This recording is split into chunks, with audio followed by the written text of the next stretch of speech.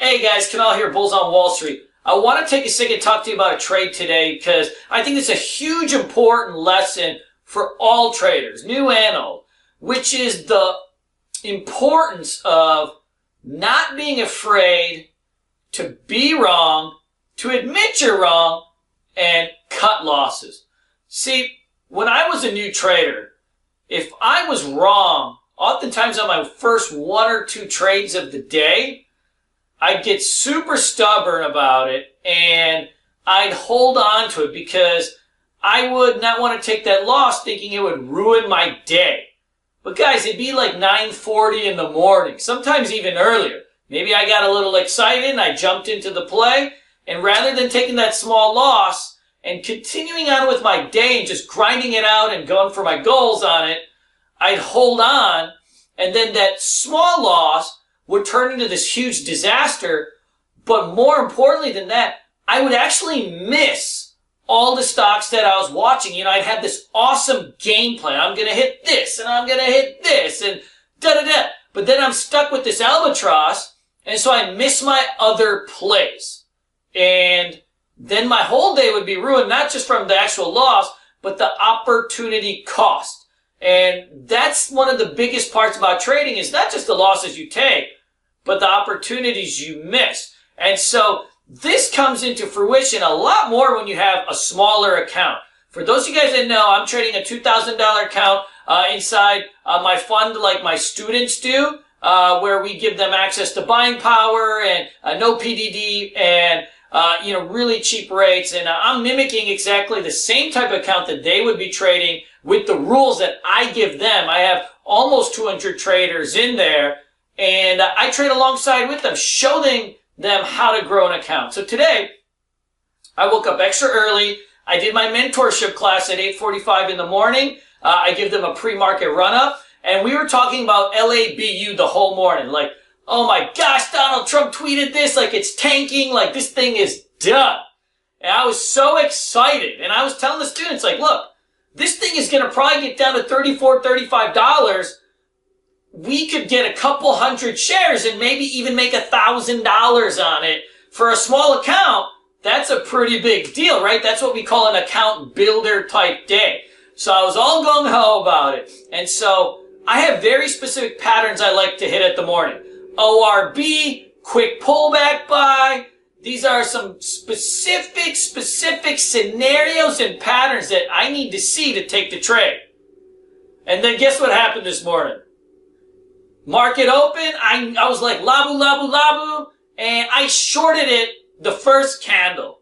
Well, as you guys that know my classes know that I'm not a big believer in shorting first candle. It can go either way. Oftentimes they just squeeze back up. So I short this thing at $37.40, thinking like, okay, this is going to tank to $34, $35.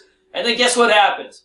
It starts to retrace. It starts to go up. And in the old days, I would have just held this thing because I would have been so pissed that I broke my rule and shorted it right at the open without waiting for a pattern, and I would have stuck my heels in. But when I'm trading a small account, I have a $200 max loss. So I can't hold this thing up for dollars and dollars. It would just be too big of a percentage loss of my account, but also past my max loss. So what do you have to do? You have to swallow your pride, admit that you're wrong, and cut the mistake. And so I ended up covering it like 20 seconds later at 38, I lost like $160 or so. And before I would have really gotten down on myself, or I would have been stubborn. But hey, I still got $40 till my max loss. And I have a thesis. I have an idea. I just need to execute. And so, yeah, I made an emotional mistake. It stunk. But I still had the setup and the pattern I was watching. I just needed to get into this stock at the right time. So then guess what happens? This stock hits at the open, it spikes up to the 3860s, 3870, and I get the exact pullback setup that I want, which is called a quick pullback buy. So it pops down, pops into one of its EMAs, I get short at 3840, and I'm able to ride this thing all the way back down. This thing got down into the 34s. I covered my last shares at 35 and made myself a nice chunk. And I made back the losses, and then I, of course, had a little bit extra gain for myself to combat that. But that's something that it took me a long time to do, and I just wish that I was not afraid to be wrong, earlier in my career. It would have saved me years of mishaps. Guys, I've enclosed a video of the actual setup and the trading process that I was thinking when I took the trade, and I hope you guys like it. Feel free to leave me some comments. Take care.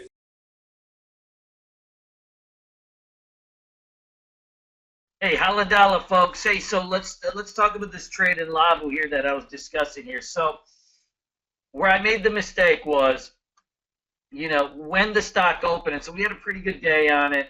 I traded a few times, so 3 different times. I lost on one, and then we had a decent day on it. But what happened here was at the open, you can see right here at the open, I chased this thing down the first candle. See that?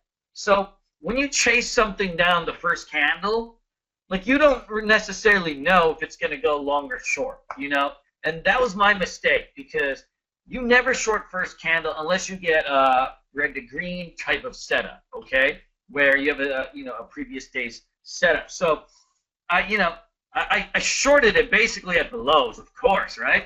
And this thing started to squeeze up, so I ended up covering about 38 bucks. I lost about $160 on it, and I didn't lose my shit, though. In the past, I would have let this thing ride up, and I would have been so frustrated, right? And then it would have kind of ruined my day. Instead, I realized, hey, I've got a $200 max loss for the day. I've got, I lost $160, $170. I still got some room. I've got to nail this thing properly. So focus up and wait for the best entry. So, this thing, I use 5-minute charts, but every blue moon, what I'll start to do is, if the stock is moving fast, I will congruently move and check a 1-minute chart to see if I can get a little bit better of an entry. And so you can see what happened here was, as this thing spiked up, it hit into the 1-minute chart. I got a reversal candle right here. And so I shorted this thing 200 shares at 38.40, 200 shares at 38.25-ish. And then, my first target was the VWAP. Second target was down to the low of day. And then, I want to ride the rest down. So it's essentially, I cover half. I covered 100. And then I wrote down the rest for, a couple dollars. And so I nailed like $250 plus in gains after being down, 160. So it actually ended up being pretty good. Now that the open's over, I let this thing do what it's got to do. And you'll see what happened. And all the biotech stocks were showing the same exact pattern. A lot of my students were trading this blue, and they were doing the same exact pattern here, which was after you get a big flush, you can look for these retracements. You can look for these retracements, and then you can short essentially the crack at the retracement spot, wherever it may stop up. And so as LABU bottomed out at 35.50, it started to make its way back up.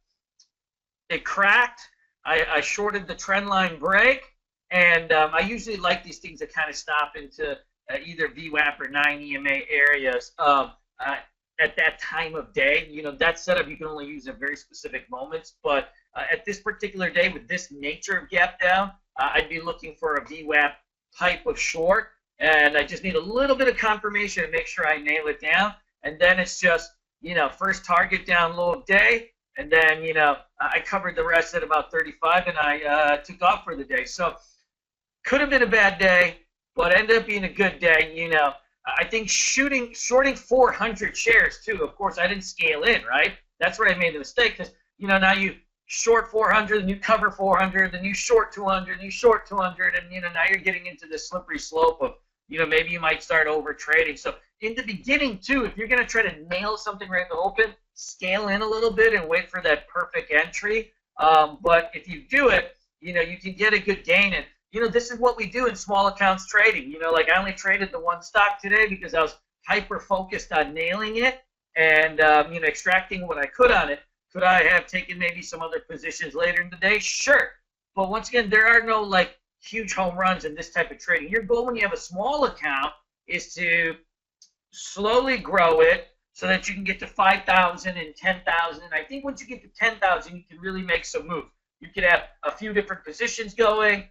You can apply leverage a lot more easily. And you can also have a little bit more max loss. You can afford to lose 500 in a day or 600 in a day because you're going to have routinely $1,000 type days. You know, somebody with my skill level, I could have a much smaller account and still have those big days. But, you know, when you're new and you're building, you know, you can't really count on that. You've got to be so perfect. And so you want to just slowly grow your account and then start going for those bigger days. What happens with a lot of people, even some of my students, I'm always hammering at them, is they want that $1,000 day right away. And it's like, dude, you have $2,000, no experience, and no skills.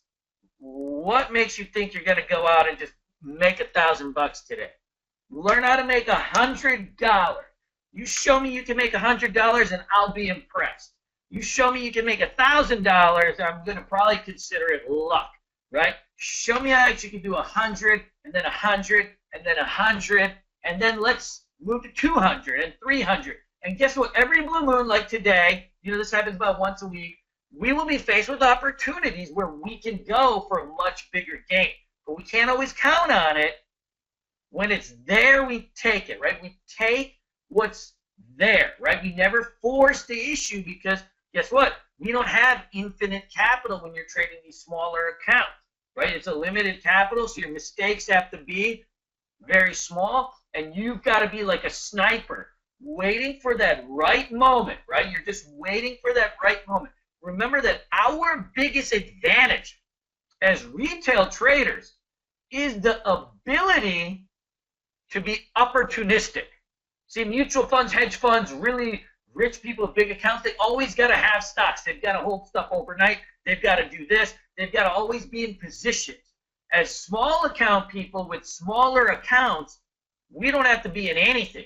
We just have to snipe, waiting for that right moment and get that one good trade, that one solid trade or two solid trades, and slowly build on it. So, guys, I hope that helps, and let me know if you have any questions. Take care. Look forward to seeing you.